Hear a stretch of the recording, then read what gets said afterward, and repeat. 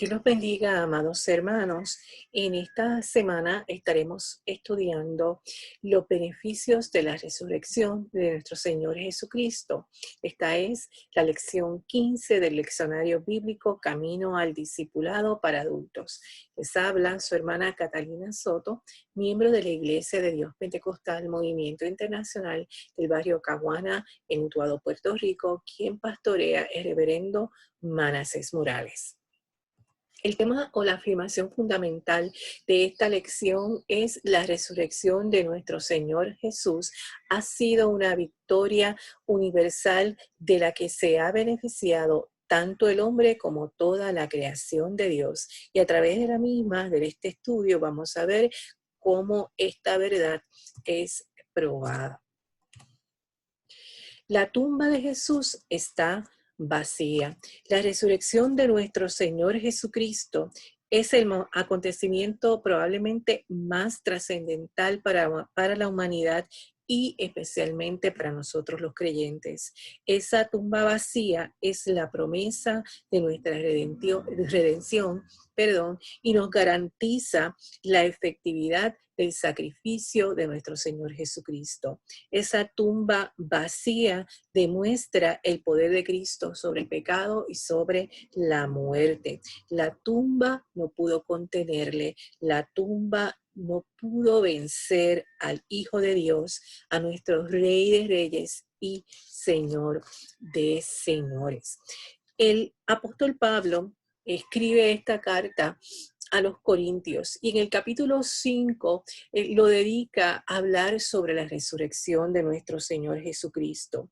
En este capítulo él instruye a los destinatarios, que en este caso era la iglesia de Corinto, sobre la importancia de la resurrección y la realidad y veracidad de la misma, debido a que falsas doctrinas, falsas creencias probablemente de los saduceos y de otras filosofías se estaban infiltrando en la iglesia diciendo que la resurrección no existe. Así que Pablo se toma el tiempo de hablarle a estos creyentes de Corinto sobre la resurrección de Jesús como un evento verídico, un evento probable, corroborable, un evento real y objetivo. Así que leamos lo que el apóstol Pablo le dice a la iglesia de Corinto, en el capítulo 15, versículos del 3 al 4.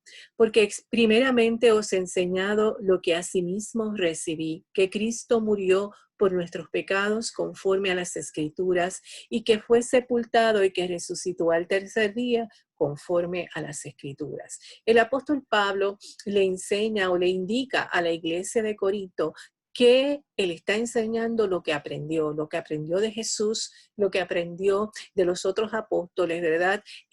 Una vez el apóstol aceptó y conoció a Jesús como su Salvador. Y primeramente les dice, mire, la muerte de Jesús estuvo profetizada, estuvo en las Escrituras, es un evento que se cumplió en Cristo, en el Mesías, que aquellas profecías de las que hablaban los profetas, los escritos y la Torá, era el Mesías que se cumplió en la venida y muerte de nuestro Señor Jesús. Así que también le dice, pero no solamente la pasión y muerte de Jesús fue profetizada y se cumplió en Cristo, sino que también su resurrección fue profetizada y fue cumplida al tercer día de haberse sepultado. O sea que el apóstol le dice a los cristianos de Corintio, la palabra ya había hablado de esto, y ustedes que creen la palabra, que estudian, ¿verdad? Las profecías y los escritos del Antiguo Testamento, saben que este evento fue profetizado de antemano y que se cumplió en los tiempos de ellos. Además de esto, el apóstol Pablo le dice que hubo muchos testigos. O sea, este evento fue un evento que puede corroborarse, que es un evento histórico y objetivo, que es un evento donde una multiplicidad de testigos pueden corroborar que realmente pasó, que realmente ocurrió. Y así el apóstol Pablo nos dice en los versículos 5 al 6 que apareció a Cefas y después a los 12. Después apareció a más de 500 hermanos a la vez, de los cuales muchos viven aún y otros ya duermen. Después apareció a Jacobo, después a todos los apóstoles y al último de todos, como a un abortivo, me apareció a mí.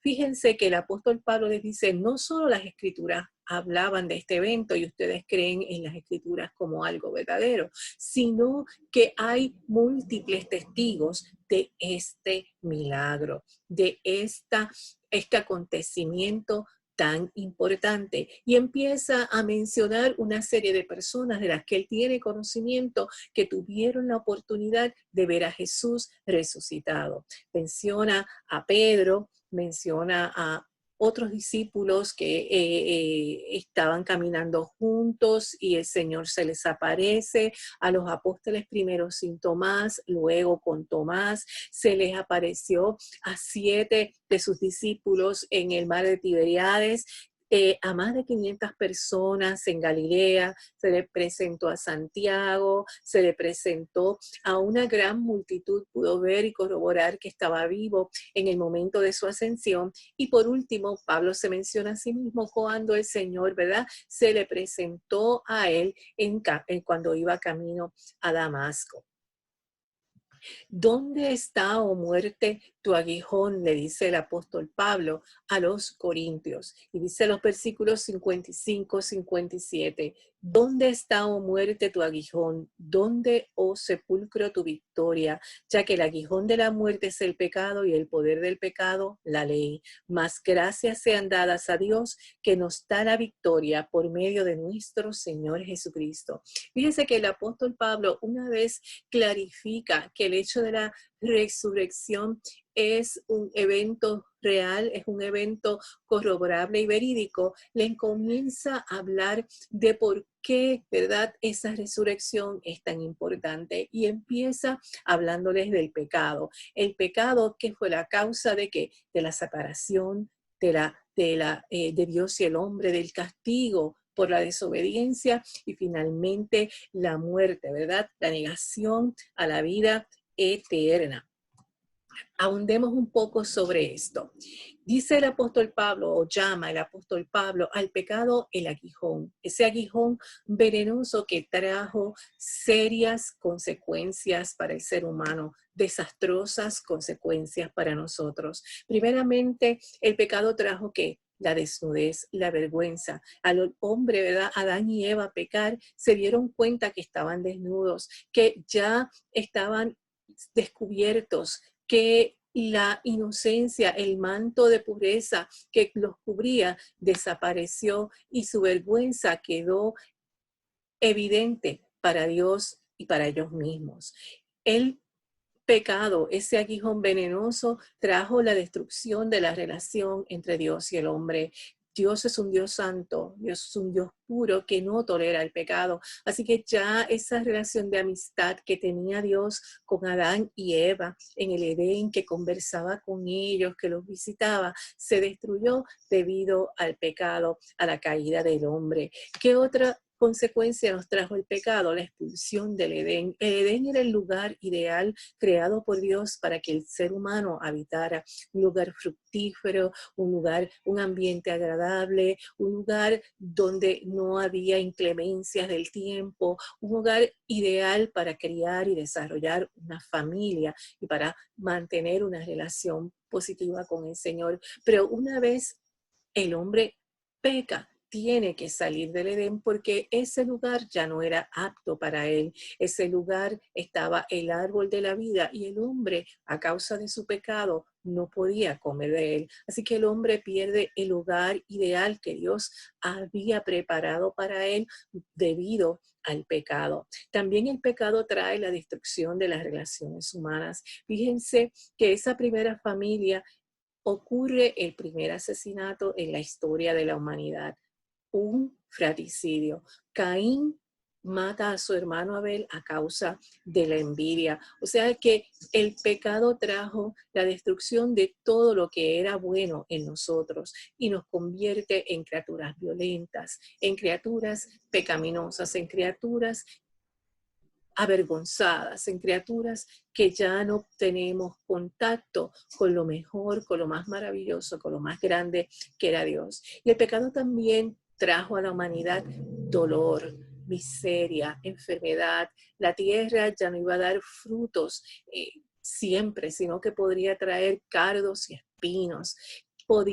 La mujer iba a dar a luz a sus hijos con dolor, la enfermedad, la hostilidad de los tiempos y de las criaturas terrestres. El hombre iba a estar enfrentándose a tiempos difíciles, a un mundo hostil que no era lo que Dios quería para el hombre. La muerte espiritual también fue consecuencia de la caída del hombre, del pecado de la humanidad. ¿Por qué? Porque ya no podía comer del árbol de la vida que Dios tenía preparado para él. Así que el pecado trajo destrucción, el pecado trajo las peores consecuencias que Adán y Eva pudieron pensar en el momento en que comieron de aquel fruto prohibido. Dios en su misericordia le dio a Moisés, el libertador, el caudillo que libertó a Israel de Egipto, una serie de normas y rituales para regular las relaciones entre las personas y la relación del Dios con el hombre, para tratar de reconstruir un poco esa relación con Dios que el hombre había destruido a consecuencia del pecado. Pero la ley, estos rituales, estos sacrificios, estos holocaustos, estas ofrendas no pudieron salvar al hombre. Tenían que hacerse repetitivamente porque el hombre pecaba constantemente, porque el hombre hacía el mal constantemente. Estos rituales y estas reglas lo que hicieron fue resaltar nuestra incapacidad de salvarnos a nosotros mismos y la necesidad de un cordero inmaculado, puro, que pudiera expiar el pecado del mundo. La violación de la ley exige castigo y el ser humano a través de la historia, a través de la palabra hemos visto cómo ha tenido que sufrir las consecuencias de su pecado, de su desobediencia. Solo Cristo fue el único capaz de cumplir la ley en su totalidad porque Jesús era el Hijo de Dios y nunca tuvo pecado.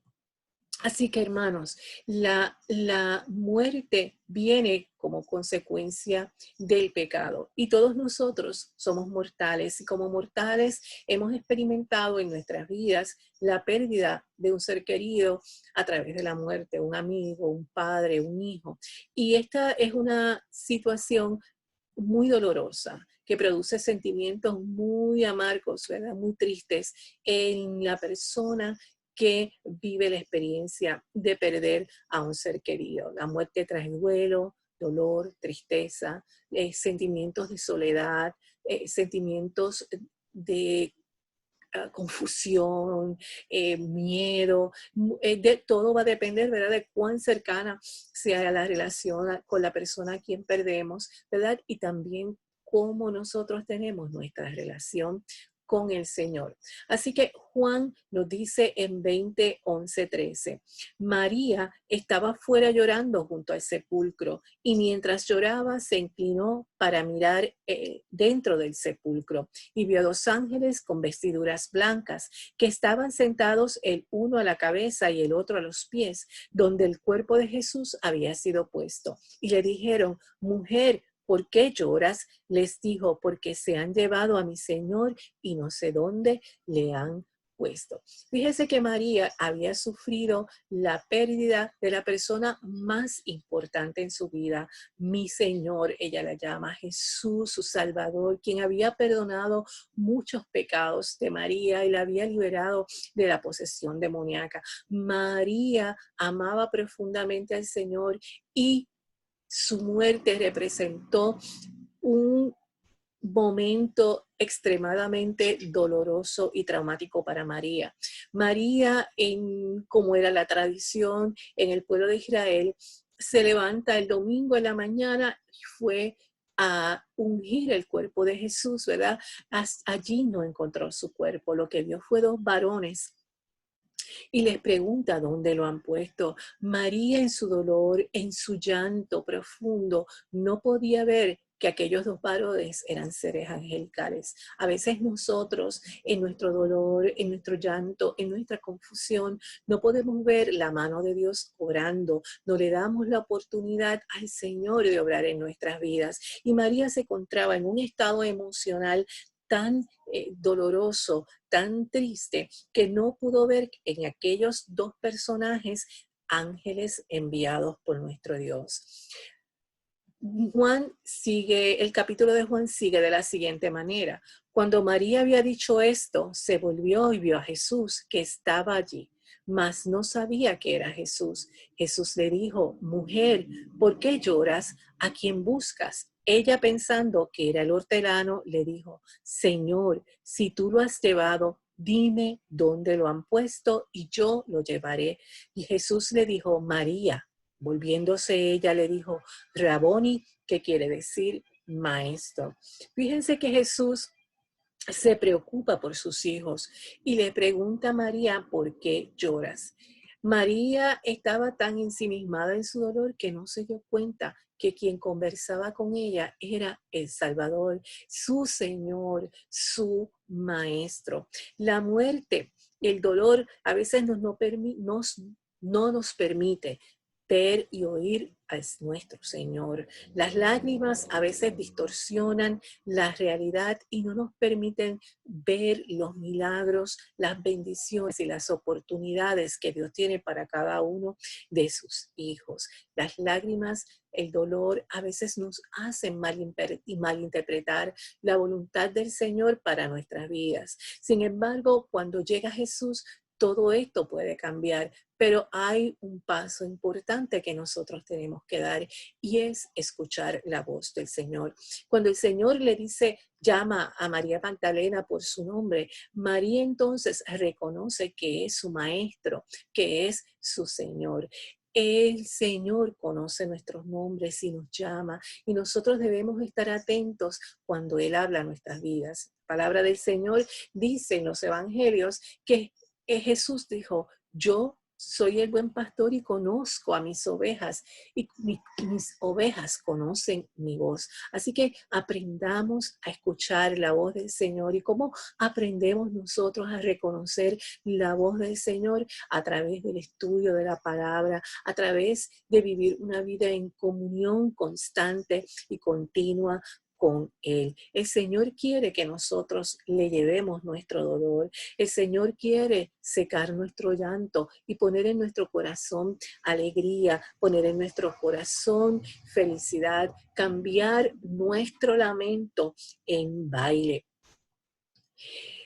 María, como es natural, al darse cuenta que era Jesús, su maestro, su Señor, trata de tocarlo. Me imagino como diciendo: ¿será esto real? Estoy soñando. Pero Jesús le dice: no me toques. ¿Por qué? Porque era necesario que para que se pudiese manifestar la plenitud de su gloria, Él tuviera que subir al Padre para demostrar de este modo que su reino es un reino verdadero, es un reino que procede de Dios. Jesús sube al Padre para ser transformado en su gloria, en toda su gloria, y de ese modo llevar el mensaje de resurrección, de vida, de esperanza a sus hermanos, los discípulos. Jesús le dice en el versículo 17-18 a María: no me toques, porque aún no he subido a mi Padre, mas ve a mis hermanos y diles: subo a mi Padre y a vuestro Padre, a mi Dios y a vuestro Dios.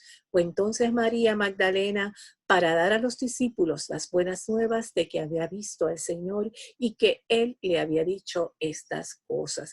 Fíjense que cuando Jesús habla con María y María escucha la voz del Señor y reconoce a su Señor, el llanto de María cesa, su dolor cesa, porque cuando llega el Señor, llega la paz, llega el gozo, llega la felicidad. Pero el Señor no la dejó ahí nada más. El Señor la envió a llevar un mensaje, la comisionó como su mensajera. Y hermanos, el Señor cuando nos llama y cuando nosotros recibimos la salvación de nuestras almas y el gozo y la paz que viene con las mismas, el Señor también nos comisiona. Él espera que nosotros llevemos este mensaje a las almas perdidas, que le hablemos del Señor, que le hablemos de su sacrificio salvador y de su resurrección, la esperanza de la vida eterna y de vivir para siempre con Él. ¿Y qué hizo María? María obedeció. Seamos obedientes a la comisión que nos ha dado el Señor Jesús a cada uno de nosotros. María fue a llevar lo que el Señor le dijo a sus hermanos. Cristo quiere que cada uno de nosotros no vivamos una vida sumergida en el dolor y en la tristeza, sino que vivamos una vida victoriosa, una vida abundante. Podemos ver que en los versículos 19 al 23 dicen así: cuando llegó la noche de aquel mismo día, el primero de la semana, estando las puertas cerradas en el lugar donde los discípulos estaban reunidos por miedo de los judíos, vino Jesús y puesto en medio de les dijo: paz a vosotros. Y cuando les hubo dicho esto, les mostró las manos y el costado, y los discípulos se regocijaron viendo al Señor. Entonces Jesús les dijo otra vez: paz a vosotros. Como me envió el Padre, así también yo os envío. Y habiendo dicho esto, sopló y les dijo: recibid el Espíritu Santo. A quienes remitiereis los pecados, les son remitidos, y a quienes se los retuviereis, les son retenidos. Fíjense que Jesús subió al cielo, al Padre, y regresa con un cuerpo transformado, con un cuerpo sin limitaciones. Y vemos a unos discípulos encerrados en su casa con llave, con candado, porque estaban atemorizados, estaban confundidos, estaban adoloridos y tenían miedo, porque el líder, el maestro, que estuvo con ellos, el que hacía milagros, el que sanaba a los enfermos, el que resucitaba a los muertos, había muerto. Y ellos estaban sumamente entristecidos y con mucho miedo de que a ellos les fuera a pasar lo mismo. Fíjense, hermano, que los discípulos del Señor veían a Jesús como un líder terrenal, como el que iría a restaurar la nación de Israel, como el que se los guiaría al camino de paz y de libertad que ellos esperaban, pero ahora no estaban pensando en el reino espiritual.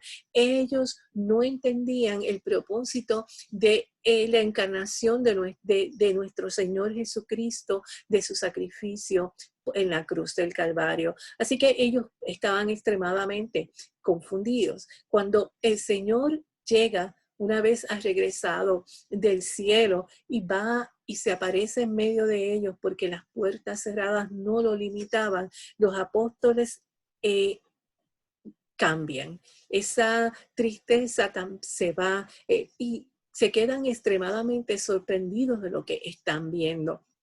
El Señor les muestra sus manos y su costado para que vean las heridas cicatrizadas y para que ellos puedan entender que sí, Él es el Cristo, que Él es Jesús, su Mesías, su pastor, su maestro.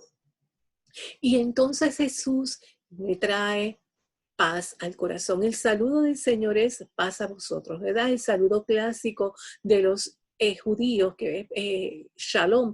Así que el Señor le da la paz, pero no se detiene a darle la paz, sino que también los comisiona. Pero fíjense que cuando el Señor llega, cuando nosotros permitimos que el Señor entre a nuestros corazones se llenan de paz. El Señor nos llena de paz, de seguridad, de confianza. Y el Señor viene y le dice a sus discípulos, les dice: los envío.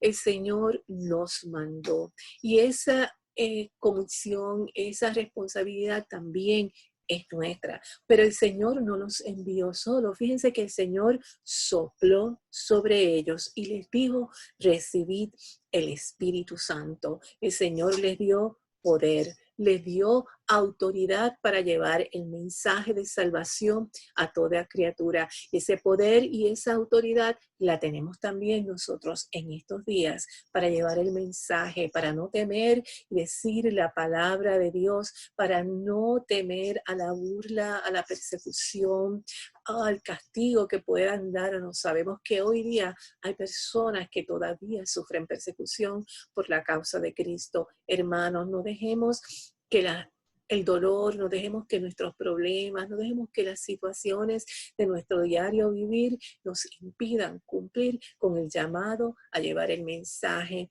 de salvación y de vida eterna.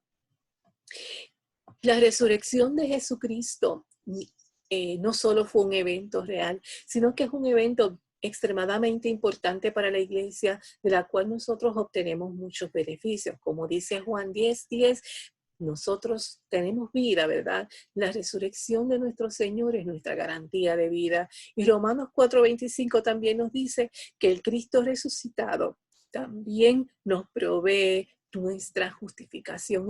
Él nos defiende y nos justifica ante el Padre. Pero, ¿qué beneficios obtenemos de esa resurrección? Bueno, la resurrección de Jesucristo es la prueba de que Jesús es el Hijo de Dios, de que Jesús es el Señor de señores. Si Jesús no hubiera resucitado, dijo el apóstol Pablo, vana es nuestra fe. Así que Jesús resucitó, nuestra fe es real, nuestra confianza es real. Él es el Hijo de Dios encarnado. Esta resurrección también nos garantiza nuestra redención y salvación. Hemos sido perdonados, hemos sido rescatados y hemos sido justificados ante la presencia de nuestro Padre.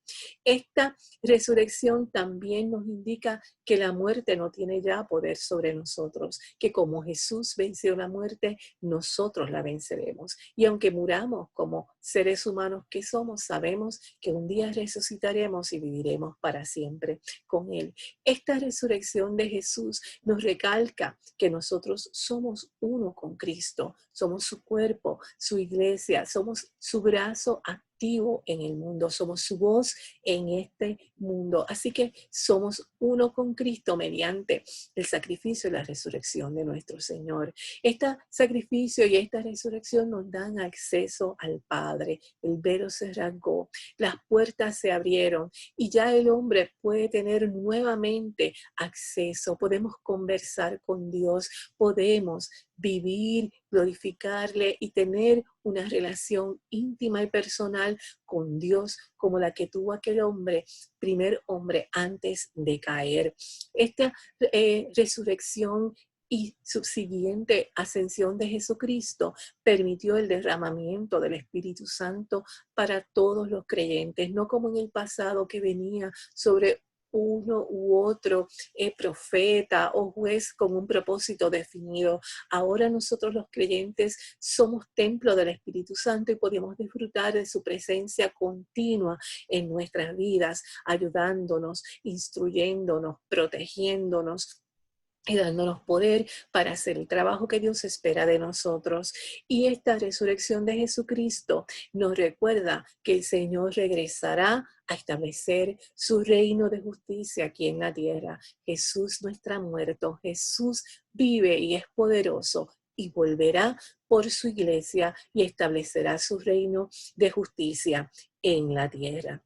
Finalmente, hermanos, como resumen y aplicación de la lección, les digo que la resurrección de nuestro Jesucristo es un evento crucial para la salvación del ser humano. Es la prueba fehaciente e irrefutable de que Jesús es el Hijo de Dios y por lo tanto su sacrificio en la cruz tiene el poder de limpiarnos y darnos acceso al Padre Celestial. Su resurrección es la garantía de que como Cristo resucitó, nosotros también resucitaremos juntamente con Él. La muerte ya no tiene potestad sobre nosotros. Su resurrección y ascensión al cielo permitió el derramamiento del Espíritu Santo en todos y cada uno de los creyentes. El soplo que nos capacita para vivir una vida abundante, una vida plena, caracterizada por la paz, por el gozo, la fe, la seguridad y la confianza y el poder que nos fortalece y nos da la victoria en medio del sufrimiento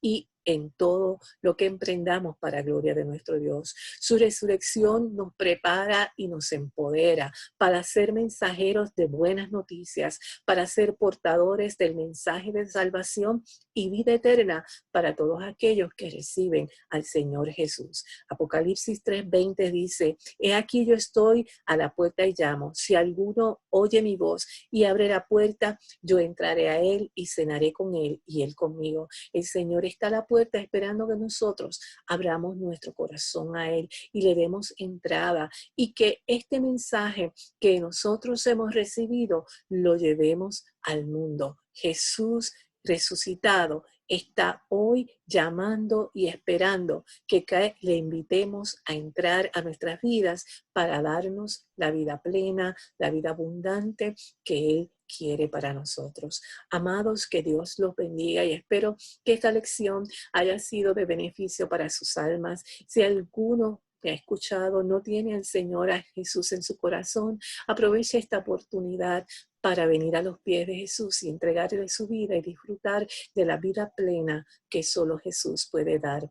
Oremos. Padre nuestro que estás en los cielos, Señor, te damos gracias por tu bondad y tu infinita misericordia, por la salvación de nuestras almas, por el perdón de nuestros pecados a través del hermoso sacrificio que hiciste allá en la cruz del Calvario. Sabemos que vivimos, Señor, y sabemos que tendremos vida eterna, Padre, porque tú nos llevaste, nos salvaste, Señor, en la cruz y resucitaste al tercer día. Dios mío, bendice a cada hermano que ha escuchado tu palabra. Permite que haya calado profundo en sus corazones y que sirva para aumentar su fe y su confianza y su esperanza en ti. Y si hay alguno que aún no te conoce, permite que esta estudio de tu palabra le haya ayudado a comprender cuán valioso, cuán hermoso es el sacrificio que hiciste por nosotros y que tú eres un Dios vivo que está esperando con los brazos abiertos a cada uno de sus hijos para recibirlo con amor. En el nombre de Jesús lo pedimos todo.